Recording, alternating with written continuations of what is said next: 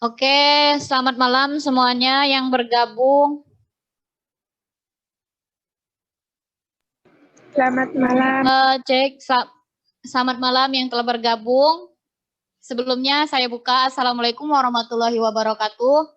Terima kasih bagi teman-teman yang telah bergabung pada malam hari ini. Ya, ini merupakan kegiatan kedua FKMI yang kemarin itu kita ketemuan virtual, terus habis ini kita ya mengundang Bapak Suprono sebagai pengisi kajian pada malam Jumat ini.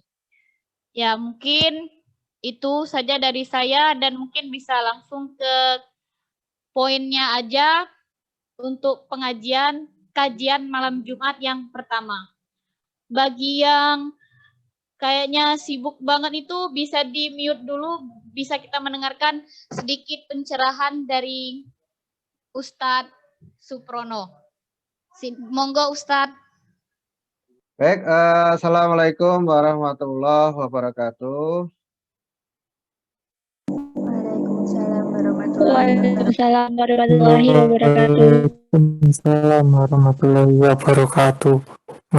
Alhamdulillahirabbil alamin wassalatu wassalamu ala asrofil anbiya'i wal mursalin Muhammadin wa ala alihi wa sahbihi ajmain. Amma ba'du. Puji syukur kita panjatkan kehadirat Allah Subhanahu wa taala yang telah melimpahkan rahmat serta hidayahnya kepada kita, sehingga alhamdulillah walaupun di sini secara virtual kita dipertemukan oleh Allah pada kebetulan hari yang mulia, karena pada saat ini yaitu sekian ribu tahun yang lalu ada suatu peristiwa penting, yaitu namanya Isra dan Mi'raj Nabiullah Muhammad Sallallahu Alaihi Wasallam. Sholawat serta salam senantiasa kita aturkan kepada junjungan kita Nabiullah Muhammad Sallallahu Alaihi Wasallam yang kita nantikan syafaatnya di yaumil akhir nanti. Amin. Rekan-rekan semuanya yang insya Allah dimuliakan Allah,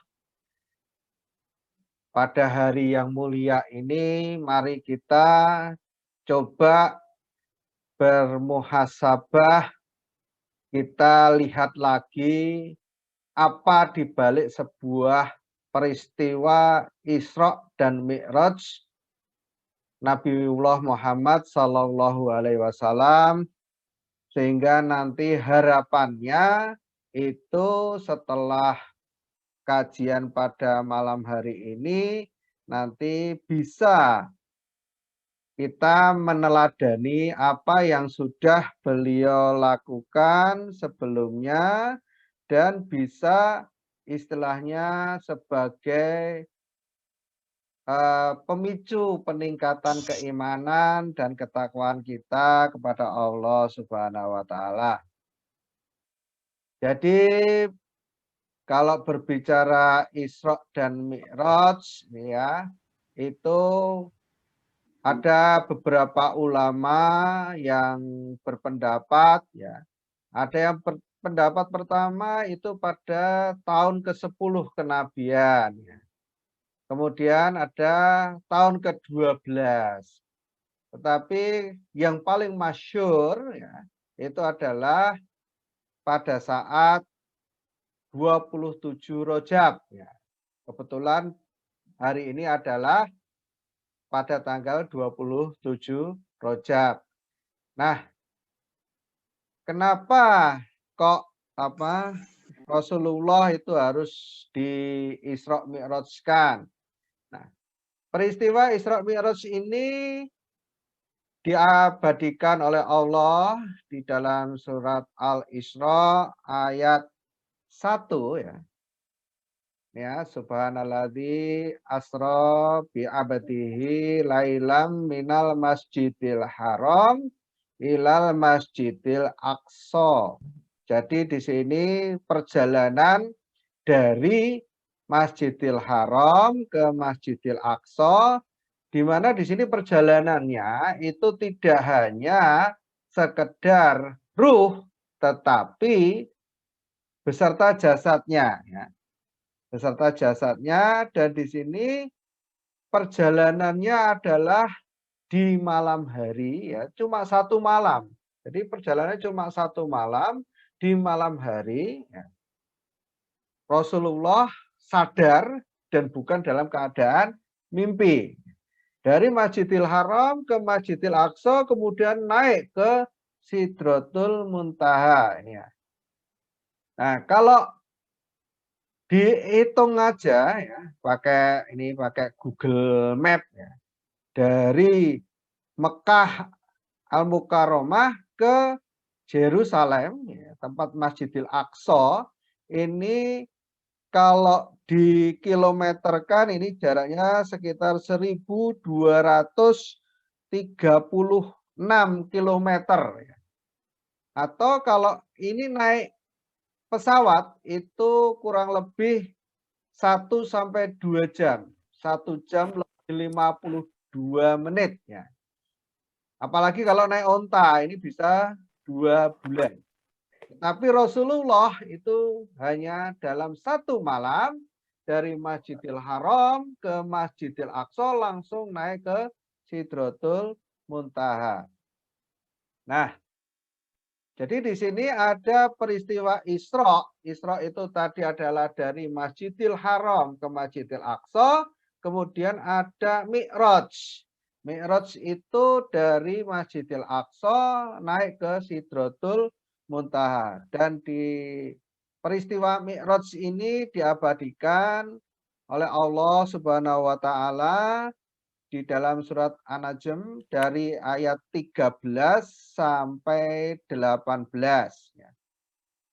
Dan sungguh dia Muhammad telah melihatnya dalam rupa asli pada waktu yang lain, yaitu di Sidratul Muntaha. Di dekatnya ada surga tempat tinggal. Muhammad melihat Jibril ketika Sidratul Muntaha diliputi oleh suatu yang meliputinya. Penglihatan Muhammad tidak melampauinya. Sungguh dia melihat sebagian tanda-tanda kebesaran Tuhannya yang paling besar. Jadi di sini dijelaskan bahwa betul-betul peristiwa ini adalah peristiwa secara jasad. Tidak hanya secara ruh tetapi secara jasad. Rasulullah itu betul-betul melihat yang namanya Allah Subhanahu wa taala. Nah, memang ada beberapa kaum kafir Quraisy pada saat itu yang menyaksikan, menganggap itu adalah suatu cuma mimpi dan sebagainya. Inilah sebagai jawabannya. Ya. Nah, kenapa kok ada Isra Mi'raj ini? Jadi ini ibaratnya ini bisa untuk apa ya? Untuk acuan kita, ya. Untuk acuan kita. Jadi sebelum Isra Mi'raj itu banyak peristiwa-peristiwa penting, ya. Dan ini membuat sedih Rasulullah, ya. Yaitu pertama pemboikotan oleh Bani Hashim, ya. Kemudian meninggalnya paman beliau yaitu Abu Thalib. Kemudian meninggalnya istri tercinta yaitu Khadijah. Lalu ada peristiwa yang sulit lagi yaitu peristiwa Taif. Di mana di situ ada masa-masa sulit.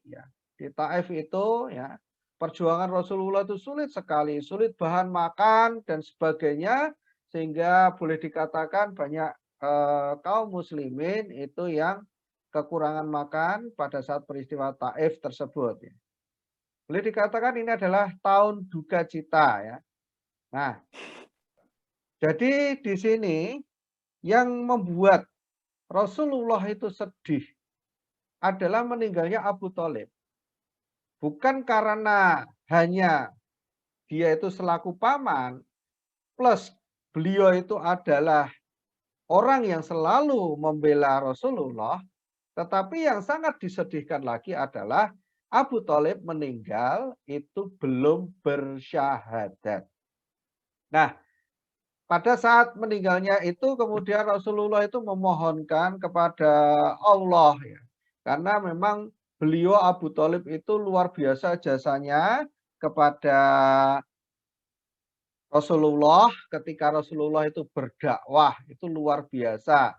Makanya di sini Rasulullah itu memohonkan kepada Allah bagaimana caranya agar Abu Thalib itu bisa diampuni dosa-dosanya. Akan tetapi dijawab oleh Allah di dalam surat At-Taubah ayat 113 bahwa di sini Rasulullah dan orang-orang beriman itu tidak pantas memintakan ampun kepada Allah bagi orang-orang yang musyrik. Jadi di sini istilahnya ini jawaban halus dari Allah bahwa walaupun itu adalah paman beliau yang selalu membantu beliau, tetapi karena beliau belum sempat bersyahadat, maka Rasulullah dilarang untuk memintakan ampun. Ya, walaupun nanti dalam akhirnya itu hukuman yang diterima oleh Abu Thalib itu tidak seberat yang lainnya. Nah, peristiwa Isra dan Mi'raj ini dialami ketika Rasulullah Shallallahu Alaihi Wasallam itu tidur di rumah Ummu Hani binti Abu Thalib bersama dengan Hamzah dan Ja'far ya. Pada saat itu kemudian Jibril alaihissalam datang melalui atap rumah tersebut lalu membawa Nabiullah Muhammad ke Ka'bah. Dan di sini ada peristiwa pembelahan yang kedua, ya, pembelahan yang kedua atas diri Rasulullah. Ya. Jadi di sini dada Rasulullah dibelah untuk yang kedua kalinya. Dulu yang pertama adalah ketika dia masih remaja, itu dibelah untuk dibersihkan sebelum beliau jadi Rasul. Nah, ini sebelum Isra dan Mi'raj, ini Rasulullah dibelah untuk yang kedua kalinya untuk dibersihkan walaupun Rasulullah itu adalah orang yang paling terjaga dari dosa-dosa.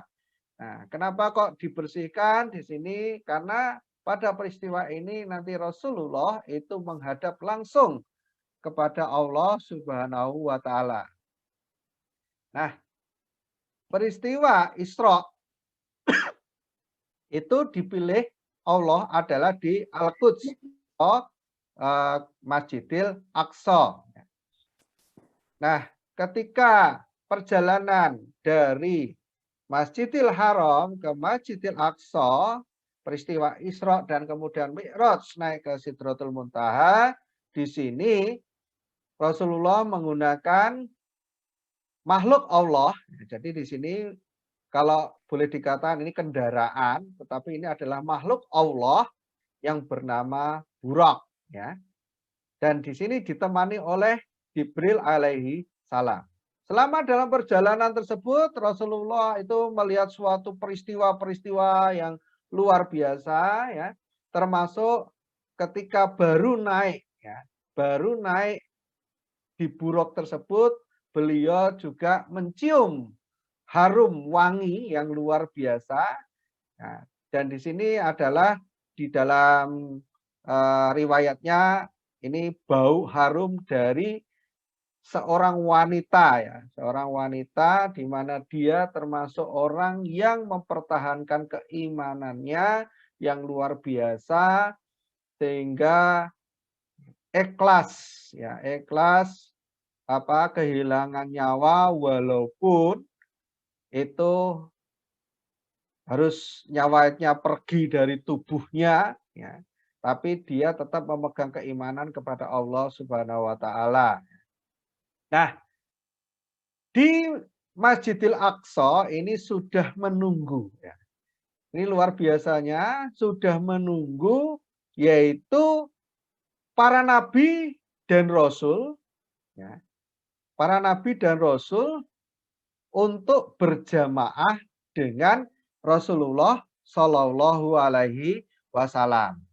Nah, dan Rasulullah itu menjadi imam sholat bersama mereka. Ini. Nah, setelah selesai sholat, Rasulullah ditawari oleh Jibril alaihissalam dua buah wadah, ya, atau dua buah gelas atau dua buah cawan. Yang satu itu berisi arak dan yang satu adalah berisi susu. Alhamdulillah Rasulullah memilih susu, ya, dan itu menjadi fitrahnya. Kalau seandainya memilih arak, maka banyak umat Rasulullah yang nanti akan mabukan. Alhamdulillah sesuai fitrahnya Rasulullah memilih susu. Nah, dari Masjidil Aqsa ini kemudian Rasulullah naik Mi'raj ke Sidratul Muntaha, di mana di Sidratul Muntaha tersebut beliau Rasulullah melewati 7 lapis langit, ya. Langit pertama bertemu dengan Nabiullah Adam alaihissalam, kemudian Nabi Isa alaihissalam, dan di langit ketujuh ini bertemu dengan Nabiullah Ibrahim alaihi salam.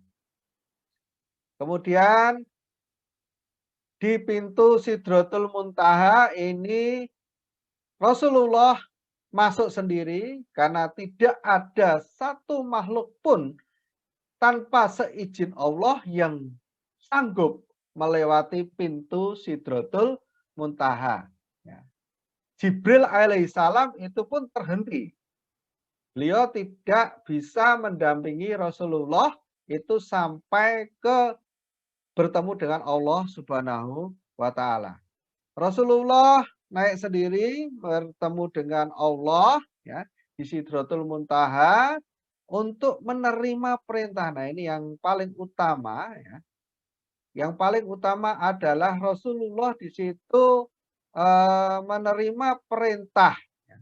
Perintah yaitu perintah dari Allah Subhanahu wa Ta'ala, yaitu untuk menunaikan sholat, ya. Sholat fardu yang awalnya itu adalah di posisi 50 waktu menjadi 5 waktu saja. Nah, ini suatu kemuliaan yang spesial diberikan untuk umatnya Rasulullah Shallallahu Alaihi Wasallam. Setelah Mi'raj, Rasulullah kemudian pulang kembali ke Mekah, kembali ke rumah Ummu Hani, ya, dan menceritakan pengalamannya. Ummu Hani di sini menasihati agar tidak menceritakan peristiwa itu kepada orang ramai, tapi Rasulullah tetap menceritakan peristiwa tersebut kepada semua orang karena memang tugas beliau adalah untuk berdakwah. Dan seperti yang diprediksikan, maka peristiwa itu menjadi diolok-olok oleh kaum Quraisy, ya. Diolok-olok, dianggap itu adalah suatu dusta, dianggap suatu mimpi, ya. Di sini betul-betul diolok-olok sampai suatu saat itu ditanya seperti apa Masjidil Aqsa ini, ya. Lalu Allah memperlihatkan kepada Rasulullah dalam bentuk seolah-olah berada di depannya, termasuk bukti nanti ada suatu kafilah yang tiba. Ini juga Rasulullah itu juga atas izin Allah itu bisa menceritakan secara detail. Walaupun Rasulullah bisa meyakinkan, tetapi orang-orang kafir Quraisy tetap tidak meyakininya. Bahkan banyak kaum muslimin dari peristiwa Isra Mi'raj tersebut akhirnya murtad. Dan ada orang yang selalu mempercayai peristiwa yang dilakukan oleh Rasulullah itu adalah Abu Bakar As-Siddiq. Nah, apa nilai-nilai yang diperoleh dari Isra Mi'raj ini? Bahwa kita itu yang pertama ini diperintahkan untuk beriman kepada sesuatu hal yang gaib, ya. Sesuatu hal yang kita mungkin tidak bisa menerima secara akal, tetapi kita harus mengimaninya. Karena ini adalah sesuatu hal yang dilakukan atas izin Allah Subhanahu wa Ta'ala. Dan peristiwa ini benar adanya. Kemudian nilai yang berikutnya, ibadah itu semua lewat Jibril alaihi salam. Tetapi khusus sholat ini tidak lewat Jibril alaihi salam, tetapi langsung diperintahkan Allah. Di depannya Allah, langsung Allah memerintahkan kepada Rasulullah Shallallahu alaihi wasallam untuk kepada umat-umatnya menunaikan sholat fardu. Yang ketiga, nah ini yang kemudian menjadikan pedoman berikutnya adalah kedudukan dari Masjidil Aqsa atau Al-Quds. Dan memang dua masjid yang nilai ibadahnya luar biasa itu dua, ya, yaitu Al-Quds, ya, Masjidil Aqsa dan Masjidil Haram. Di mana kalau kita sholat di sana itu pahalanya seolah-olah 100.000 kali lipat dari beribadah sholat di luar masjid tersebut. Nah, oleh karena itu di dalam kitab Az-Zawajir di sini ada 5 kemuliaan yang bisa kita catat bagi orang-orang yang sholat. Yang pertama, orang yang sholat dihindarkan dari kesempitan hidup. Jadi, kalau kita punya masalah, kalau kita ada masalah, sholat. Karena dengan kita itu sholat, maka kita akan dibukakan jalan oleh Allah Subhanahu wa Ta'ala. Kemudian yang kedua, kemuliaan orang yang sholat adalah akan dihindarkan siksa kubur. Karena amalan pertama yang akan dinilai dari seorang umat Islam adalah sholatnya. Kemudian orang yang selalu mentaati ibadah sholat, mengerjakannya, bahkan mendirikannya, ini akan diberi kitab amalannya dari tangan sebelah kanan. Lalu berjalan di atas syirat, itu bagaikan kilat, serta masuk surga tanpa hisab. Ini kemuliaan yang akan diperoleh orang yang selalu mengerjakan sholat. Nah, kehidupan yang sempit di sini sesuatu hal yang boleh dikatakan bagi manusia itu bisa menyesakkan hati, ya. Suatu yang bisa membuat sempit pikiran. Ya. Makanya di sini Allah menuntunnya dengan sholat. Sehingga apa? Ketika kita sholat, kita seolah-olah berdialog dengan Allah. Di situ kita akan memperoleh kelapangan. Ya. Kelapangan di dalam kehidupan tersebut. Ada 15 siksa jika tidak sholat. Ya. Banyak sekali siksa yang akan diperoleh. Dari 15 siksa tersebut, 6 dibalas di hidup. Ya. Ketika hidup itu 6 akan dibalaskan. Kemudian 3 pada saat kematian dan 3 lagi nanti, ya, di masa hari kebangkitan. Ya. Jadi 6 masa hidup, 3 kematian, 3 di alam kubur, dan 3 pada saat dibangkitkan dari kubur, yaitu pada masa-masa yaumul hisab. Nah, 6 siksa di dunia, dicabut berkat umurnya, dihapus tanda solehnya, tiap amal yang dikerjakan tidak diberi pahala, doanya tidak naik di langit, tidak dapat bagian dari doa orang-orang soleh, dan termasuk bagian orang-orang yang ingkar. Ya. Ini adalah siksa di dunia. Naudzubillah min dzalik. Kriteria berkah itu gimana? Kriteria berkah itu adalah ketika orang itu ya umurnya panjang, banyak amalnya itu adalah berkah. Tetapi kalau yang tidak berkah gimana? Sudah umurnya panjang, jelek amalannya. Ini tidak berkah. Siksanya luar biasa. Ya. Ini kriteria berkah.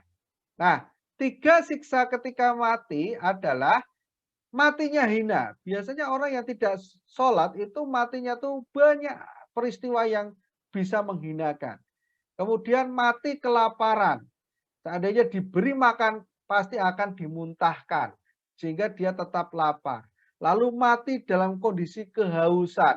Walaupun diberi air dia akan terus merasakan haus, haus, dan haus. Ini adalah sakaratul maut orang-orang yang tidak pernah sholat. Kemudian siksa di alam kubur. Kuburnya disempitkan. Kemudian dinyalakan api. Ya. Kubur itu sebenarnya belum ada apinya. Tetapi karena dia tidak pernah sholat, dinyalakan api. Ya. Sehingga dia itu selalu kepanasan siang dan malam. Kemudian didatangkan padanya ular. Ular di sini adalah ular yang berbisa. Ya. Yang dia itu buta matanya. Dan kukunya dari besi, dan dia selalu menggigiti orang-orang yang tidak pernah sholat tersebut. Ini siksa di alam kubur. Siksa yang terakhir adalah di hari kebangkitan. Nah, ini puncaknya siksa dari orang-orang yang tidak pernah sholat adalah diberatkan hisabnya. Allah murka padanya serta jelas masuk ke dalam neraka. Nih, naudzubillah min dzalik. Oleh karena itu, ya, kita itu disuruh untuk sholat. Nah, sholat yang paling utama adalah berjamaah. Nah, ini kebetulan sekarang kita sedang diuji oleh Allah dengan pandemi wabah yang luar biasa. Ini bukan berarti kita itu lalu malah meninggalkan sholat. Masjid-masjid malah ditutup. Tetapi bagaimana caranya kita itu tetap mendirikan sholat, bahkan kita tetap berjamaah. Nah, karena ibadah jamaah di masjid, ini pahalanya ini adalah 27 kali lipat dari ibadah sholat sendiri. Nah, oleh karena itu di sini keutamaannya luar biasa. Ketika pandemi seperti ini kita malah harus banyak sholat. Dan jangan sampai kita meninggalkan sholat. Karena nanti di alam barzah itu tadi karena hukuman tadi itu banyak orang-orang yang dahulu tidak sholat kemudian masuk di alam kubur itu tuh meminta kepada Allah untuk dikembalikan ke dunia guna bisa melaksanakan sholat fardu. Ini. Nah, orang yang tidak sholat itu dikatakan sombong. Karena apa? 60 tahun lamanya dia tidak sholat sama sekali. Kalau ini dihitung nih ya, itu hitung-hitungannya ya. Jadi kita itu sebenarnya itu butuh cuma 1,4% dari hidup kita itu untuk mengikuti perintah sholat kepadanya. Kok cuma 1,4% saja kita tidak sholat. Nah ini dikatakan sesuatu hal yang sombong. Jadi memang kalau kita yang jarang sholat itu ketika 5 waktu itu seolah-olah sesuatu hal yang berat ya. Sesuatu hal yang berat padahal itu cuma 1,4% dari apa yang kita lakukan di dunia ini. Nah, jadi itu hikmah yang bisa kita petik dari peristiwa Isra dan Mi'raj ini. Harapannya kita nanti ke depan kita bisa lebih khusyuk lagi di dalam sholat, ya kita bisa lebih meningkatkan ibadah kita sehingga ketika ada masalah seperti sekarang ini, ada pandemi ya, yang luar biasa saat ini, sampai banyak orang yang meninggal, ini kita masih diberi kekuatan oleh Allah Subhanahu wa taala, yaitu dengan terus meningkatkan ibadah kita. Kalau misalkan sholat kita yang kemarin-kemarin itu masih belum khusyuk, kita khusyukkan. Kalau yang kemarin-kemarin kita sholatnya belum tepat waktu, kita berusaha untuk tepat waktu kan. Kemudian kalau yang kemarin kita belum bisa berjamaah, maka kita berupaya untuk sholat berjamaah. Jadi jangan sampai nanti ibadah kita itu tidak diakui. Karena Allah sudah berjanji, ketika sholat kita bagus, maka semua dianggap bagus. Ketika sholat kita buruk, maka semua dianggap buruk. Mungkin gitu aja untuk kajian singkat pada malam Jumat kali ini. Ya, semoga nanti bisa berlanjut di kajian-kajian berikutnya. Kurang lebihnya mohon maaf. Akhirul kalam. Wabillahi taufik wal hidayah. Assalamualaikum warahmatullahi wabarakatuh. Saya kembalikan kepada Mbak Kris. Warahmatullahi wabarakatuh. Ya, Waalaikumsalam warahmatullahi wabarakatuh. Terima kasih terutama pada Bapak Suprono sekalian Ustadz yang mengisi kajian pada malam hari ini. Dan untuk teman-teman yang ini waktunya berapa menit ya Pak? Ini longgar. Oke. Mungkin ya terima kasih sekali lagi buat Ustadz Suprono pada kajian malam hari ini. Mungkin dari teman-teman yang masih penasaran dengan peristiwa Isra Mi'raj itu bisa untuk tanya langsung ke bapaknya, ke Boleh, Bapak silakan. Suprono. Boleh kan Pak? Boleh silahkan. Kalau mau Ya. tanya silahkan. Bagi yang mau bertanya silakan di unmute dulu boleh. Saya Kak mau bertanya. Ya silahkan. Oh, monggo silakan. Baik, sebelumnya terima kasih.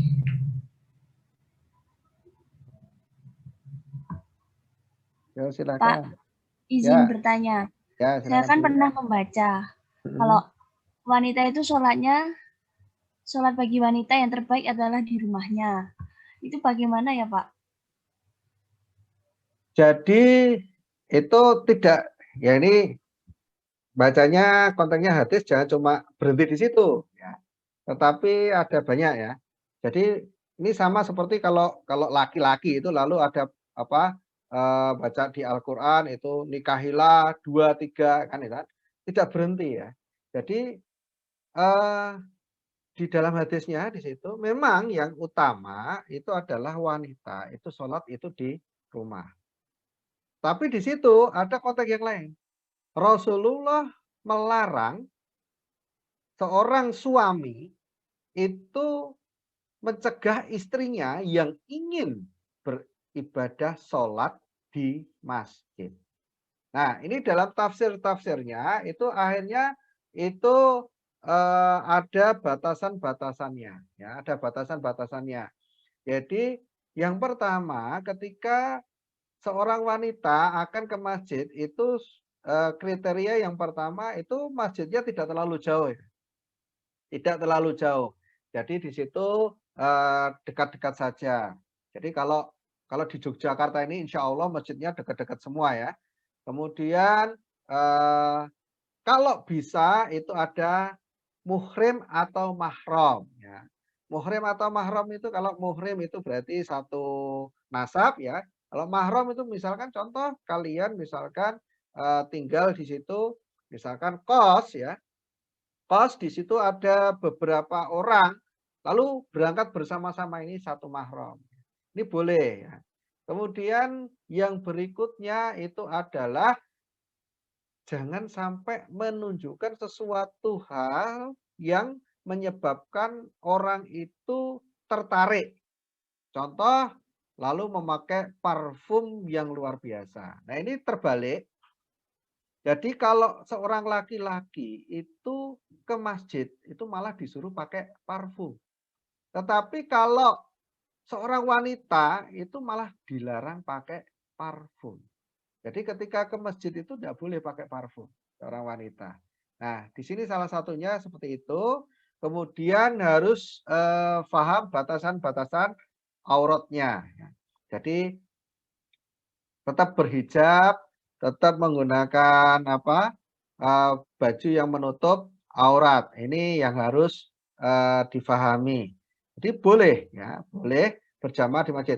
Nah, kalau masih single itu malah sesuatu hal yang kalau memang ada dan tidak ada halangan dan bisa memungkinkan syarat-syarat tadi bisa terpenuhi, silakan malah ke masjid. Ya. Tetapi kalau nanti sudah ada suami, ini harus izin dari suami. Walaupun suami tidak boleh melarang. Itu adalah kalau seorang wanita akan sholat berjamaah di masjid. Nah, lalu ada kriteria yang berikutnya itu di surat Ar-Rum itu bahwa yang namanya aurat wanita itu ada di waktu, ada waktunya ya, itu sholat subuh ya, di waktu subuh, kemudian selepas isya. Selepas isya itu yang termasuk aurat. Nah, di situ kalau misalkan tidak ada mahramnya ya, tidak ada mahramnya, tidak ada yang menemani, sebaiknya di rumah saja. Tapi kalau di luar waktu itu misalkan berangkat sendiri tidak masalah. Zuhur, asar, ya, maghrib, berangkat sendiri tidak masalah. Itu jawaban dari saya. Ada yang lain? Silahkan. Baik Pak, terima Oh. kasih. Oke, terima kasih kepada Kak Tiwi udah memberikan satu pertanyaan. Mungkin ini waktunya karena udah azan Isya, gimana untuk minggu depan lagi dilanjut lagi gimana Pak? Boleh, Atau boleh. Mungkin ini sudah isya Ya. kan? Nah, kita akhiri Ya. dulu, nanti kita lanjutkan minggu yang akan datang. untuk Bapak Prono, sekali lagi terima kasih sudah mengisi kajian pada malam hari ini, dan untuk teman-teman semua yang telah bergabung, saya ucapkan beribu-ribu terima kasih untuk bergabung dan kita sama-sama mendapatkan manfaatnya untuk malam ini. Semoga kita sukses selalu dan dalam ridhonya Allah selalu. Amin. Amin, amin. Mungkin ya Rabbal alamin. dari saya sebagai pembawa acara cuman sebatas ini dan saya akhiri. Assalamualaikum warahmatullahi wabarakatuh. Waalaikumsalam warahmatullahi wabarakatuh.